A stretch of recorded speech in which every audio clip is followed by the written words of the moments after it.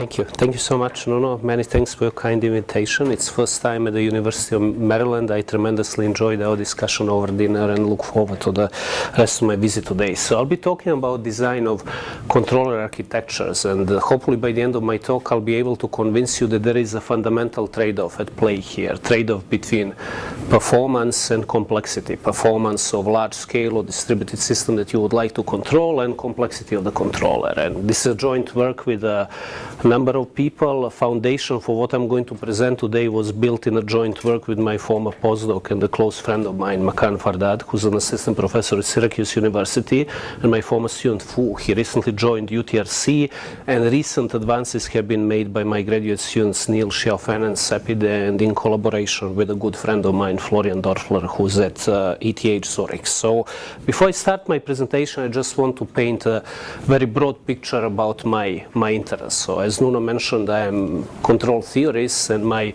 primary research interests are in the dynamics and control of large-scale and distributed systems. So from application point of view, without going into any details, there are two broad application domains that motivate my research, and these are given by networks of dynamical systems, for example, power networks, and control and coordination of different types of vehicular formations, and dynamics and control of fluid flows. And if you take a look at these systems, they come from very different physical origins, and people that study them, they don't typically talk to each other, let alone interact with each other. But it turns out, actually, if you look at these systems from system theoretic point of view, you can start drawing common themes, and you can use these problems as an inspiration for developing new theory from control's point of view, and you can also use actually control and systems theory to advance these applications, right? And what I'm going to do in the next couple of slides, I'll tell you how these applications motivate essentially design of controller architectures. So I'm going to start with fluid flow applications. So this is a wing of an aircraft, cross-section of a window of an aircraft, and as all of you know, as fluid moves away from the leading edge, it transitions from this nice and ordered laminar flow to complex and disordered turbulent flow, right? And this is not only annoying to you when turbulence happens during the cruise conditions, but also compromises performance of the aircraft. And then the question is, can we somehow do something about turbulence? Can we perhaps mitigate transition to turbulence, delay it, or can we reduce resistance to motion in a fully turbulent regime using distributed arrays of sensors and actuators? And the MEMS-based technology that is shown in this figure here has been under the development for the last couple of decades, perhaps, and people have been developing distributed arrays of sensors and actuators that you can perhaps place on the wing of an aircraft and try to use information that is available to you to form control action and to achieve your control objective. And there are tons of issues that arise in this domain, from modeling to type of what kind of information passing you are going to use in the distributed controller, to what sensor should be talking to what actuators. And this is essentially the type of questions that I'm going to be discussing today. I'm going to be primarily interested in understanding what kind of information passing structure do I need to have between different sensors and actuators so that I achieve certain level of performance for my large-scale and distributed system. If you think of the scale of a wing of an aircraft, it is perhaps prohibitively expensive to use centralized information processing where every single sensor is connected to every single actuator, right? So another application domain comes from the area of power systems, and I'm particularly interested in what people call inter-area oscillations in power systems. So there are different types of oscillations, but inter-area oscillations, they are associated with the dynamics of power transfers, and they are code words for essentially different groups of generators not synchronizing with each other quickly. right? And when this happens, there is large transfer of power between different areas, right? And for example, these inter-area oscillations can be triggered by rapid changes in power systems. If you have emergency turn off of a big power plant, or if you have switch off operations or even integration of renewables, this can trigger disturbances that can actually trigger these inter-area oscillations. And this is a pretty interesting example of, this is a map of Europe, right? In 2010, Turkey was added to the European grid, and this actually triggered a low frequency disturbance that was oscillating against the rest of the grid for weeks. There was a low frequency disturbance between Turkey and Portugal, not Spain, but Portugal. Very low frequency disturbance. And the question is, how can we guard against these type of things? How can we, if we have ability to perhaps redesign the architecture of the power grid without adding additional transmission lines, can we change control strategies in the cyber layer so that we have a priori guarantees that these low frequency disturbances perhaps are not going to happen, right? And this is essentially something that we spent lots of time on and had some initial successes, as I'm going to try to demonstrate in the rest of my talk. So if you take a look at how, for example, power systems are controlled nowadays, how individual generators are controlled, you have actually a fully decentralized controller of individual generators, of these large synchronous machines that we use to generate electricity. So just conceptually what is going on in this blue layer shows a network of generators with physical connections between them, transmission lines, and every single generator has its own controller that does not use any information from other generators in the network. It's a fully decentralized controller, and this works actually pretty well as far as so-called local oscillations are concerned. If you want to actually achieve synchronization between individual generators within certain area, they tag to each other through transmission lines. So if you have densely connected network of transmission lines, these decentralized controllers are actually very efficient in guarding against local oscillations, and they assure synchronization within a certain area. But as I mentioned, they are not very good for guarding against these inter-area oscillations. Let's say oscillations that happen between different groups of generators. And then the question is, can we somehow change, without introducing additional transmission lines, can we change the topology of this controller layer, or cyber layer if you want to guard against these inter-area oscillations, to guard against undesirable dynamical effects that appear because of the current controller architecture that is in place. And conceptually, this would essentially amount to some information exchange in the cyber layer as well, right? Where you would perhaps not only have to decide who communicates to whom in the orange layer, but also what kind of individual controllers you need to have here, right? And as many of you probably know, these are very challenging problems, and they have been bothering us in controls community for a number of years. So the key question here is, given a topology of your physical system, of the system that you would like to control, right, what kind of controller architecture should we have so that we somehow strike a balance between performance of the entire system and complexity of the controller, complexity of this orange layer. Right? There, please. A question out of ignorance. Sure. Do we know what causes inter-area oscillations? It's like the architecture should depend on what information you need to collect, right? Sure. I mean, what is causing them is they typically happen actually, let's say, between California and Oregon. There was a disturbance that caused blackout a while back, right? And the reason being that, again, you have densely connected networks of generators on California's side.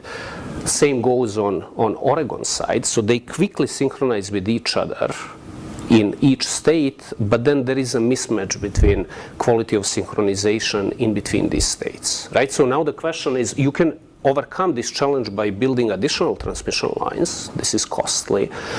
Perhaps we can use phasor measurement units to communicate certain information from Oregon side to certain generators on California side of things, right? And now the challenge is, where should I place these phasor measurement units, and who should receive information from whom, in a sense, right? So it's pretty well understood, what is triggering this. I mean, the theory is rich. It goes back to 80s, to slow coherency theory and things of that sort, right? But without going into details, right? I mean, the question is, can we somehow, so what is a good architecture that somehow allows you to achieve certain level of performance without having too much complexity in the controller layer? And at this point, I'm intentionally vague about what I mean by complexity, right? But let me just mention one more thing. All typical control strategies, standard control strategies, they lead to centralized information processing, right? So we want to somehow depart from it, right? Okay. And the way we are going to approach this is by essentially augmenting standard performance indices that all of us like, H2, H infinity, choose your favorite poison, with additional terms, regularization functions that are going to serve as proxies for controller complexity, right? Where this parameter gamma here is a regularization parameter that is going to characterize our emphasis on the desired level of trade-off between performance and complexity that we want to accomplish. When gamma is equal to 0, I have standard optimal control problem that perhaps leads to a centralized optimal controller. As I keep increasing gamma, I value complexity of the controller more than the performance of my system. And again, I'm intentionally vague here. I'll become more specific as I start moving forward. From a practical point of view, perhaps what you may hope to obtain at the end of the day is a trade-off curve that looks perhaps like this, right? Horizontal axis quantifies some measure of controller complexity, and this axis here quantifies loss relative to the optimal centralized controller, right? With a very complex controller, you don't have any performance loss, and as you keep increasing emphasis on complexity, you compromise closed loop performance, but you gain something in the complexity domain, right? I'm not claiming that curve is always going to look like this. This is just a cartoon, but if you're a practitioner, perhaps one question that you may be interested in is to identify controller architecture that compromises closed loop performance by a certain level relative to the optimal centralized controller, right? So in this talk, I'm going to focus on a much less challenging task. I'm going to examine a class of memoryless control policies. There's not going to be any dynamics in the controller layer. And in this case, essentially, the entire task boils down to identifying information exchange network between physical layer and controller layer, right? So my objective is going to be to design static feedback gain, right? We know that static feedback gains are optimal for, let's say, state feedback strategies. If I was allowed to use information from every single unit in my system, there would be a red arrow from every blue block to every orange block. And perhaps one objective may be to identify essential information, let's say in the context of power systems, right? What information to identify generators that need to communicate their information to controllers that act on other generators, right? And again, in this particular context, the entire problem amounts to identification of a signal exchange network between blue layer, physical layer, and orange layer, controller layer, right? And the measure of complexity in this case is a sparsity of my information exchange network, right? So here is a formulation of my problem. I'm going to confine my attention to a class of linear time invariant systems, right? With state X, disturbance D, which is going to be byte in time, stochastic disturbance, zero means stochastic disturbance, and control U, right? And this matrix A is a dynamical generator. It contains essentially information about physical layer, about interconnection topology of the physical layer. My objective function is a steady state variance of a stochastically forced system, which penalizes both quality of my response and the amount of control effort, right? This is standard H2 control problem if you are a control theorist. And again, I'm going to confine my attention to a class of static state feedback controllers, right? Feedback gain F takes a vector of state measurements and produces corresponding control action. So there is no dynamics at the controller level. So the entire task amounts to essentially designing this feedback gain matrix F, right? And perhaps it is not well appreciated that the closed loop H2 norm is a non-convex function of the feedback gain F, right? And I'll use next slide to illustrate why this is the case. So if you write down how the H2 norm depends on system parameters, it turns out actually that your optimal state feedback H2 control problem amounts to a minimization of the objective function of this form, where this matrix X is a controllability Lagrangian of the closed loop system, or covariance matrix of the state of your stochastically forced closed loop system, right? And the source of non-convexity here is this quadratic equality constraint, right? You need to have linear equality constraints if you want to have a convex optimization problem, because optimization variables are here not only feedback gain F, but also this covariance matrix X, right? If I give you 5 minutes to stare at this, you would probably suggest to introduce a change of variables, F times X, right? To be equal to Y. If you do that, you end up actually with a linear equality constraint, and it turns out actually that this change of variables allows you to bring your optimal control problem into semi-definite programming characterization, right? It allows you to bring it into a convex characterization, right? So when you don't have any structural restrictions on the feedback gain matrix F, we know how to compute globally optimal controller, right? If you're not a big fan of LMIs, you would probably know that algebraic Riccati equation allows you to compute the optimal centralized controller as well, right? And the algebraic Riccati equation essentially is a quadratic equation for the observability Lagrangian of the closed loop system. And we know that under certain conditions we have unique positive definite solution and therefore optimal stabilizing controller, right?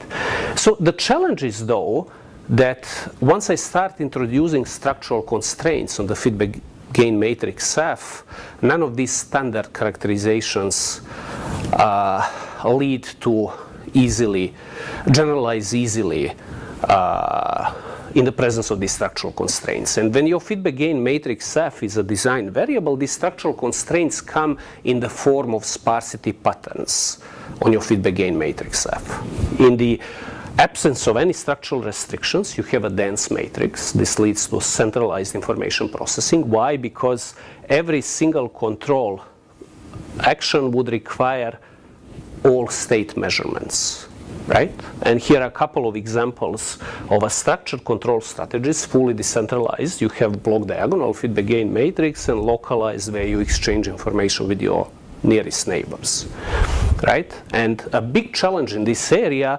is to provide convex characterization in the face of structural constraints, right? And this is something that actually received significant attention in our community, right? Let me just briefly illustrate why this is a challenging problem. If your design variable is feedback gain matrix F and you want to impose certain structural restrictions, certain sparsity patterns on the feedback gain F, there is no easy relation between structural patterns of F and structural patterns on these matrices X and Y, right? Because if I introduce change of variables that I suggested a couple of slides ago, right, I'm not working with F anymore. I want to work now with X and Y, right? But it's not easy to relate structural restrictions on f on structural restrictions on x and y, because you have this nonlinear change of coordinates, unless x has a very particular structure, perhaps block diagonal, right? And this turns out to be very restrictive in many cases. So this nonlinear change of variables, even though sparsity constraints on f are linear constraints and in principle easy to handle, the type of performance indices that we care in control do not allow us to establish easy relation between sparsity patterns of the feedback on the feedback gain matrix and sparsity patterns on these matrices x and y, right? And again, this has received tons of attention in our community in a much broader context than my talk today is going to cover, right? And you know, I see many students in the audience. Perhaps some of you work with people who have made fundamental contributions in this area. And if you have heard buzzwords like partially nested systems, or cone and funnel causal systems, or quadratically invariant systems, or poset causal systems, or positive systems, they are all code words for systems that possess certain structural properties that allow you to formulate your optimal control, structured optimal control problems as convex problems in a broader context than what I am discussing today, in the context of designing structured dynamical controllers, right? So even though you establish convex characterization, it doesn't mean that you have an easy way to compute your solution. That's still an open challenge. But again, lots of ink has been spilled on looking at classes of problems and identifying information passing structure in your feedback closed loop system that lead to convex characterization, right? My emphasis is going to be slightly different today. Rather than restricting information passing structure in the distributed controller, I'm going to try to identify, to design structure of distributed controller so that I strike balance between performance of my system and complexity or sparsity of the controller in this case, right? Just to expand on what I told you so far a little bit further, let me give you a very simple example. Please don't get insulted by simplicity of it. It's just made to, to send the message across. It's a mass spring system on a line. So P is a vector of position measurements, V is a vector of velocity measurements, and these feedback gain matrices FP and FV are corresponding feedback gains.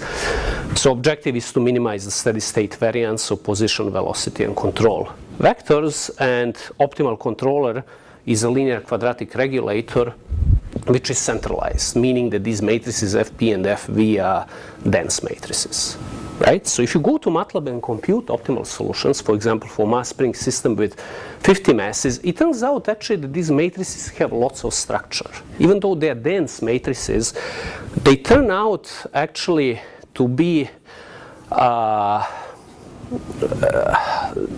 diagonals of these matrices are almost constant, modulo these edges, and they turn out to be these diagonal as you start moving away from the main diagonal, you actually observe pretty rapid decay of these off-diagonal entries, right? So even though you have a centralized controller, it turns out actually that if you start moving away from the mass on which you act, you pay less and less attention to the information that comes from masses that are far away from you, right? And this is not actually an accident. This turns out to be, you can prove this for so-called spatially invariant system, as Bamia, Paganini, and Dale have shown in their seminal paper back in 2002, right? And people have tried to extend this to systems over general networks, with mixed success. So now the question is, if I'm discounting information that comes from far away units exponentially, perhaps this opens the door to achieving decent level of performance by only paying attention to what few of my immediate neighbors are doing, right? And then the question is, how do I enforce sparsity? How do I explicitly enforce sparsity in my controller? One way is just to truncate the optimal centralized controller, perhaps to establish certain threshold and to eliminate all feedback gains that are smaller than a certain threshold. right? And in the case of mass spring system, this is actually not going to be a bad strategy, but it turns out that in general, actually, truncation has its dangers. Not only can it lead to significant performance degradation, but it can also introduce instability of your closed loop system. And the rest of my talk is going to be devoted to explaining how to trade off sparsity and performance explicitly without truncating optimal centralized controller, and I'll give you examples where actually truncation even leads to instability. Right? Any questions about my talk so far? Is the roadmap clear where we're heading? Okay, good. Here is the outline of the rest of my talk, right? I'll be talking about what we call sparsity-promoting optimal control. Again, the objective here is to identify the structure of the feedback gains and to design corresponding feedback gains so that you strike the trade-off between performance and sparsity. I'll introduce classes of convex problems. You can think of them as additional classes of problems that admit convex characterization, that are tractable. If time permits, I'll describe the algorithm that allows us to design controls effectively. I'll go back and forth actually between, discussing theoretical developments and examples, and I'll wrap up my talk at the end with what we've accomplished and where we are heading from now. Okay? So sparsity promoting optimal control. Again, what is the objective here?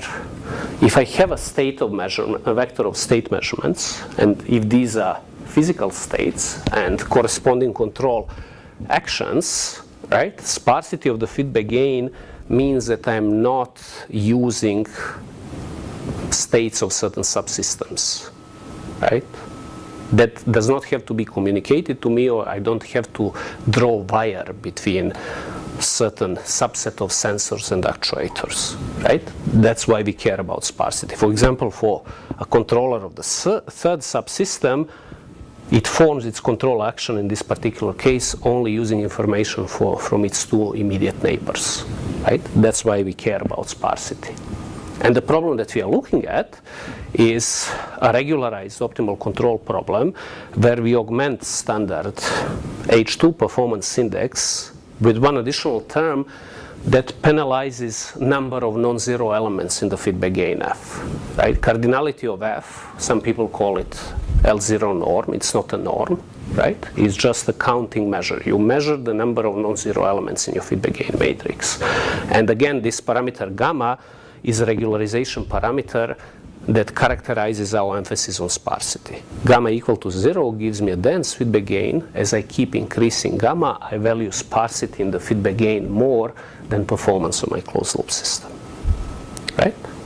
So, fine, right? You can propose any optimization problem you want to, any optimal control problem that you want to. The question is, what does it take to solve this optimal control problems? And what are the roadblocks? And there are at least two challenges here. The first challenge is this cardinality function here, right? It's a number of non-zero elements. It's a non-convex discontinuous function of the elements of the feedback gain matrix F. Right? And in general, solving this problem amounts to an intractable combinatorial search. Then the question is, how do we deal with this source of non-convexity here? Right? And there we are going to tap into the area of compressive sensing that people have been advancing for the last, I would say, 15 years, and even more in statistics community, right? Another source of trouble for us comes because of this performance index here. In contrast to what people in compressive sensing typically have, our performance index is a non-convex function of the feedback gain f. Right? So what I'm going to do in the next few slides, I'm going to tell you how we deal with this source of trouble first, and then I'll discuss what we do with the source of non-convexity that comes because of performance indices that we care about. Right? So if you have paid attention to what has been happening in the area of compressive sensing, you would probably know that L1 norm or weighted L1 norm represent convex proxies for enforcing sparsity, right? And perhaps one way to see why weighted L1 norm is a good proxy for enhancing sparsity is given here. If I'm allowed to choose my weights in this expression to be inversely proportional to the absolute value of the feedback, individual feedback gains, there will be no difference between cardinality function and weighted L1 norm, right? This is a definition of cardinality function, in fact, right? But the challenge with this choice of weights is that weights depend on the unknown optimization variables. You can't really implement this weighting scheme. And then what Candace, Bacon, and Boyd suggested a few years ago is to use this so-called iterative reweighting scheme to update weights iteratively in such a way that they are inversely proportional to the feedback value of the feedback gains, absolute value of the feedback gains at the previous iteration, plus small parameter that guards against zero feedback gains, right? And I'll show you in the next slide why this is actually a reasonable thing to do, right? If you think geometrically about what is going on, cardinality function of a scalar variable is just a constant, right? Cardinality of a non-zero number is 1, and it jumps to 0 at 0, right? It's a discontinuous function because you jump from 1 to 0 at 0, right? Discontinuous and non-convex function, clearly. So absolute value is given by this blue line, right? So, and it looks as a horrible approximation of a cardinality function, right? From a visual point of view, there is a huge gap between them. But this is as good as you can do on the bounded domain if you restrict yourself to a class of convex approximates. L1 norm is known to be convex envelope of the cardinality function, largest convex function that underestimates cardinality function. You can do much better, let's say, with sum of logs, as illustrated by this red curve, but the problem with this is that this is no longer convex, right? And what Candace, Bacon, and Boyd have done, they essentially sequentially linearize sum of logs around current operating point. This is what leads to this reweighted scheme. This turns out to be actually a very good heuristics for enhancing sparsity based on our experience. Reweighted L1, in our case, where we choose weights iteratively in this way, works much better than a traditional L1 norm, right? Just keep this in mind, right? This is how we deal with the cardinality function, right? Again, if you are familiar with the area of compressive sensing, I'm not telling you anything new. There are no new theoretical developments. We don't even know in what case we actually, these proxies, convex proxies, give us solutions to the original non-convex optimization problems. This is still an open challenge in our case, right? Now I'm going to identify a few classes of convex problems, problems where actually we know how to handle non-convexity of the H2 norm part of our problem, right? And you'll see that this is actually pretty interesting, right? So one interesting application arises in the context of optimal sensor or actuator selection, right? Imagine that I give you the following problem. You have a set of actuators, and I ask you, please select a subset of these actuators so that you degrade performance relative to the setup where you use all actuators by 10%. Right? Again, this is a combinatorial optimization problem. You either use actuator or you don't, right? In general, it's an intractable combinatorial optimization problem. But if you observe, this is actually a very useful illustration of what is going on. Not using an actuator is equivalent to eliminating an entire row of a feedback gain matrix F. I'm here assuming that every actuator has a scalar control input, right? If I eliminate the entire row of the feedback gain matrix F, I'm not going to be using particular actuator, right? So a proper convex proxy for eliminating a row of a feedback gain matrix F here is given by a sum of two norms of the rows of the feedback gain matrix F. Not two norms squared, right? Two norm, That's important. Square here is not good. Okay? So this is a proper sparsity regularizer here. It's so-called group sparsity or block sparsity type of a regularizer. Right? Why is this interesting? Because if you introduce change of variables that I suggested early on in my talk, right, you're going to obtain convex dependence of the H2 norm of x and y, but you're also going to preserve a row sparse structure, because feedback gain f is sparse if and only if this matrix Y is sparse irrespective of the structure of X, right? And then, essentially, you can obtain SDP characterization by essentially expressing your H2 performance index in terms of X and Y variables and replacing feedback gain F by a matrix Y in this row sparsity regularizer. This is again not exact solution to the original problem that I wanted to solve, but it is a convex proxy for what I wanted to solve. And it turns out to work very nicely in practice. To the best of my knowledge, this was originally first time reported by Boris Poljak and his collaborators a few years back at ECC in Zurich, and recent advances have been made by in these two papers that I listed. Okay? So this is one class of problems where we have a convex characterization. And similar things happens for sensor selection. It's a dual problem to what I presented here. Okay? So another class of problems arises in the context of designing undirected consensus networks. Imagine that I give you a control problem of this form, where L is a graph Laplacian of an undirected consensus network, which is perhaps designed by some heuristic strategy.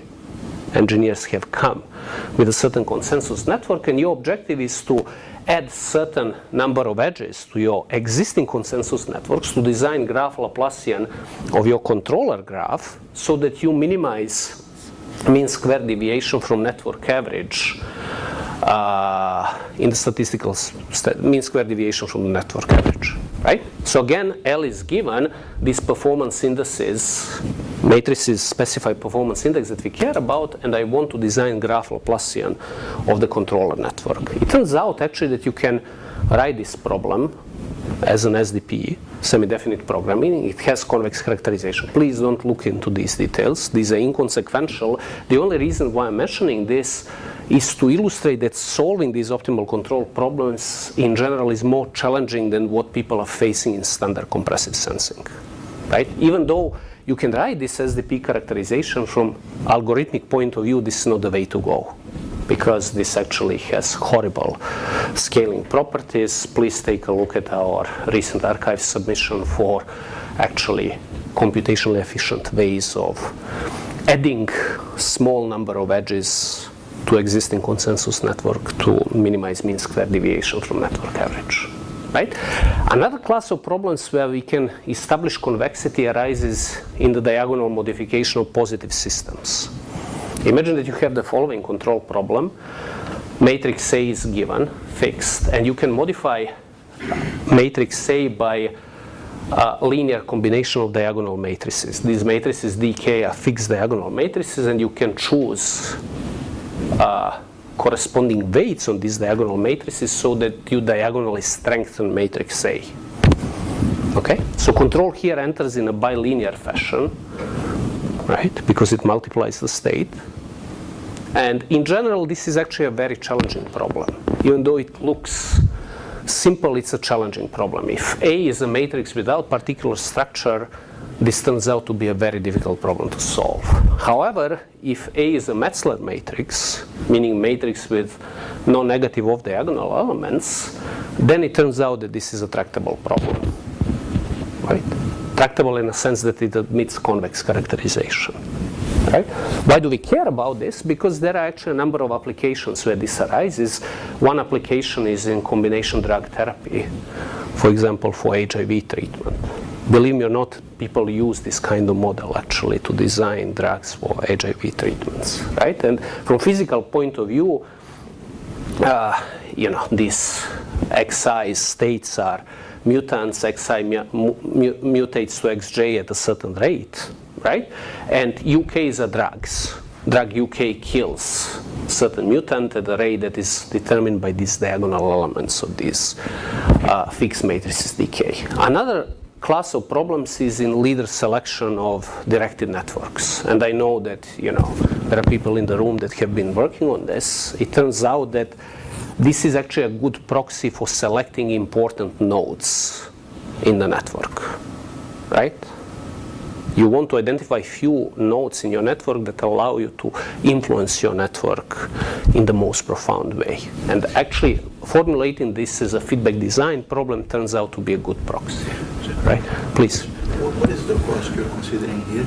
Again, H2 type of a cost. H2 type of a cost, but actually in the recent paper, in this paper here, we looked at the, we looked at the age infinity cost as well. So we showed actually if these UKs are fixed, we showed convexity of both H2 and age infinity performance indices, right? So if they are fixed, what do you mean? Meaning not time varying.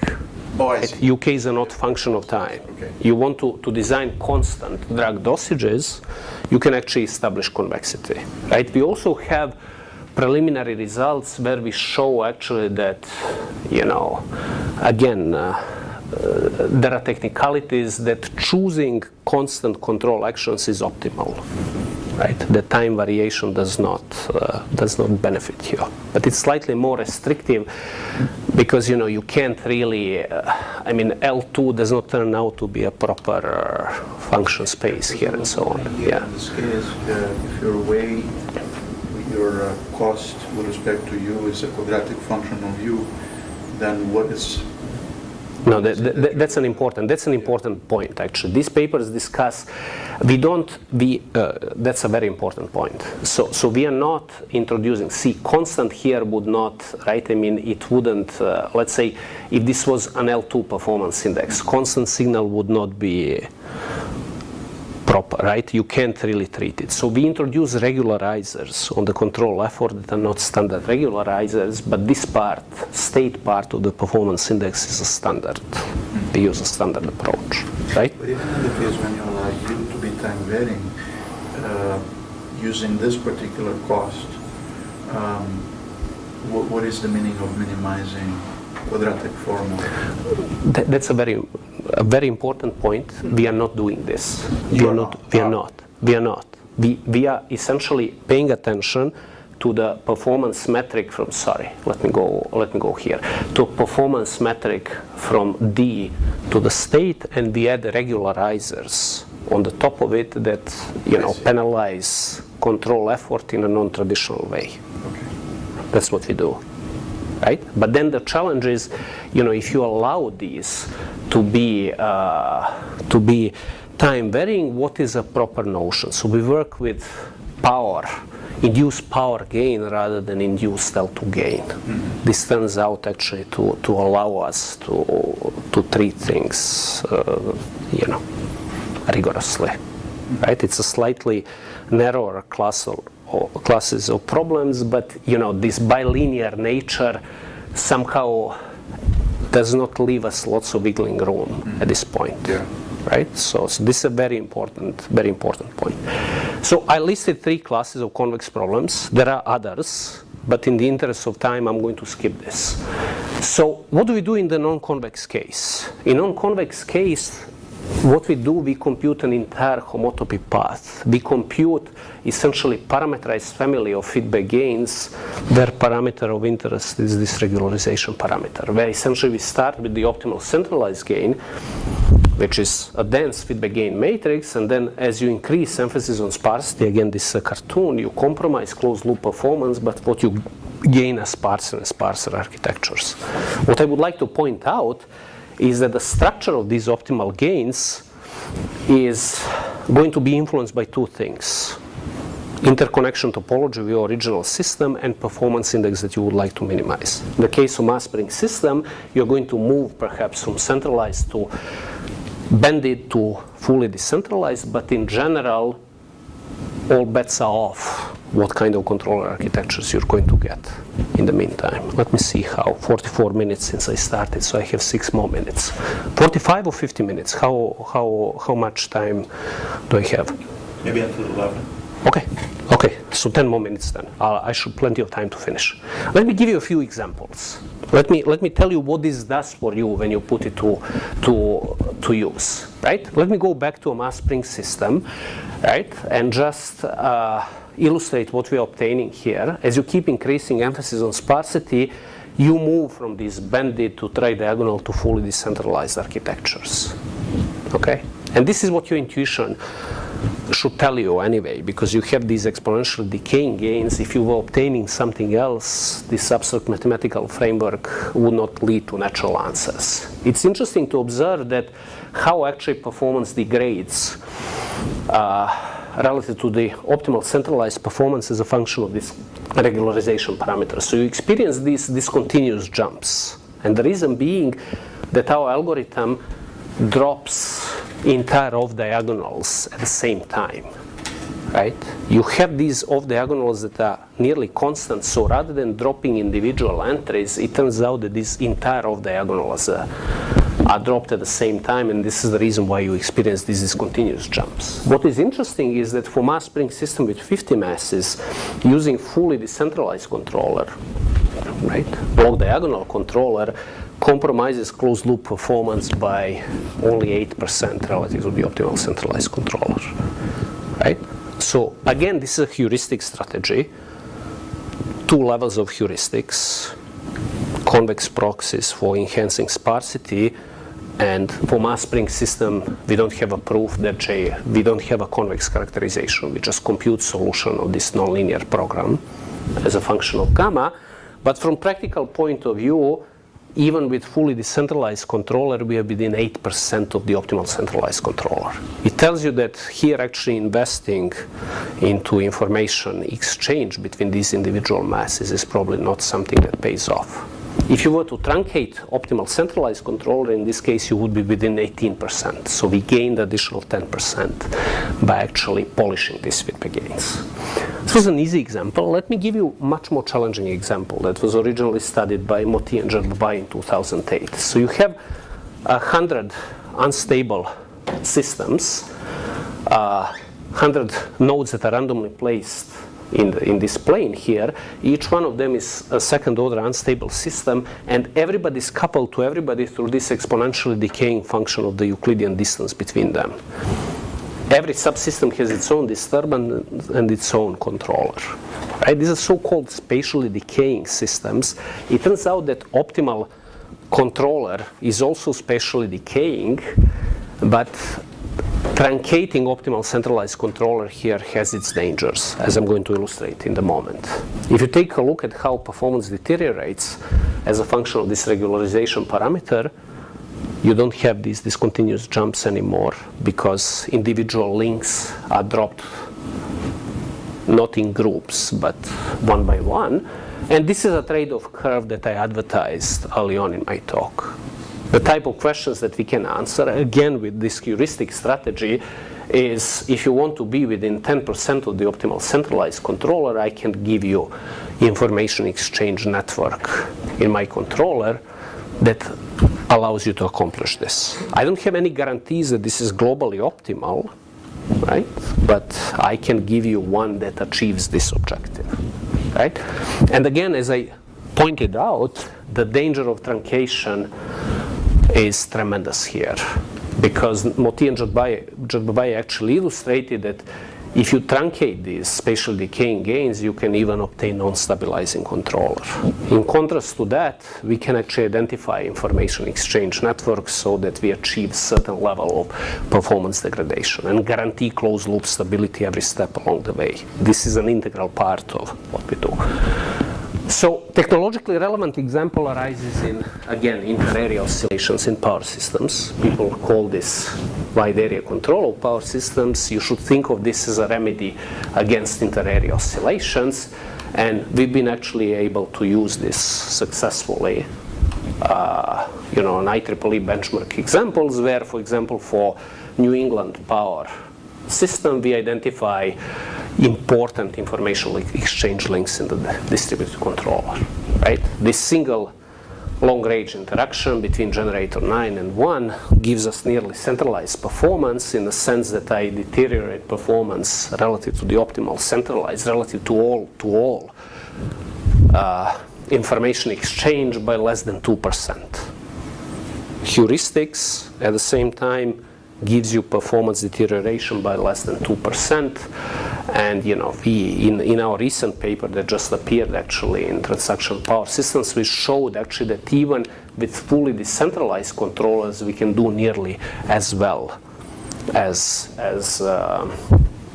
with centralized controllers, right? And practitioners like this because we give them actually a way of retuning their feedback gains, that they are retuning their fully decentralized strategies in a way to guard against inter-area oscillations. Again, for New England problem, fully decentralized turned out to work very well. In other cases, all bets are off whether this would indeed be the case. So I'm not going to bother you with these consensus algorithms. Please take a look at our recent paper. So let me just briefly sketch what kind of algorithm we use in general case when we don't have convex characterization. So we use well-known method of multipliers algorithms that turns out to have lots of interesting features for the particular problem that we want to solve. So how do we approach this? You introduce one additional optimization variable that replaces feedback gain f in the regularizer by a feedback gain g. You can do that as long as you make sure that this additional constraint is satisfied, right? It doesn't seem that you achieved much progress by doing this, but what this allows you is to exploit respective structures of the H2 performance index and the structure of the regularizer. It turns out that this, even though it is non-smooth, it has lots of interesting structure, and this is non-convex but differentiable, right? So we can exploit that structure as well. And then the key object in this entire game, in this entire area, is what people call augmented Lagrangian, right? Standard Lagrangian dualizes constraints, just brings constraints into Lagrangian, into Lagrangian where lambda is a Lagrange multiplier, matrix of Lagrange multipliers. Augmented Lagrangian adds one additional quadratic penalty on the deviation of linear constraints. And this is important because it allows you actually to do many interesting things that standard methods wouldn't. First of all, it increases curvature of your problem, and then it allows you to handle these non-smooth terms easily, right? And then the standard method of multipliers essentially minimizes augmented Lagrangian jointly with respect to f and g, and updates Lagrange multiplier by this discrete time integral action, right? This is what standard method of multipliers would do, right? You fix Lagrange multiplier, you minimize the augmented Lagrangian jointly with respect to these two variables, and then you update Lagrange multiplier in the direction of the violation of linear constraints with a step size which is proportional to this row here, right? So this is actually a very effective way for solving non-convex, nonlinear programming problems. In our case, it turns out actually that we can exploit structure of particular performance indices that we have in this step to simplify it even further, right? And after we identify the structure of the feedback gain, we polish them. We go back to the structure optimal control problem, right? Because this allows you to further improve performance. And just to illustrate this controls audience, right, what you need to do in this case and what is the challenge here, necessary conditions for optimality come in the form of three coupled matrix equations here. For the closed loop controllability, observability Gramian, and this nonlinear constraint that couples all of them. Right? IS here is a structural identity of the sparsity set. Right? If you don't have any structural constraints, closed loop feedback gain only depends on the closed loop observability Gramian, and you end up with the Riccati equation. So I'm completely out of time. I'm going to skip algorithmic details. Right? The details can be actually found in our latest archive submission. But two key words here are proximal operators and Moreau envelopes. And the paper by Stephen Boyd and his former student Neil actually contains lots of useful information about this. Proximal algorithms are allowing us to do many interesting things here. Okay, so let me wrap this up. First of all, acknowledge other people that have contributed in this area. Frank Algover and his group have done similar things, almost in parallel with us, in the context of age infinity control. And Nikolai Matny and Venkat Chandrasekaran have extended what we've done here to a context of dynamical controllers where they use atomic norm regularizers. So there they restricted their attention to a class of quadratically invariant problems because these are classes of tractable convex problems. Lots of interesting things in this area, so please take a look at these papers. So what did I tell you today? I introduced the sparsity-promoting optimal control framework that allows you to trade off performance and sparsity. Original paper appeared in Transactions a few years ago. I wrote recently a review article for European Journal of Control, so this contains lots of additional details. Software is available on my webpage, and there are many additional things this opened. Again, leader selection in large dynamic networks, optimal synchronization of sparse oscillator networks, and recently, again in collaboration with Florian, optimal design of the distributed integral action, again motivated by synchronization and power systems. One more thank to all the people that done the hard work, people who provided support for this work. Without them, this wouldn't be possible. And then Stephen Boyd and Roland Glowinski for useful feedback early on. Thank you so much for your attention, and I'm sorry for going a couple of minutes over my time.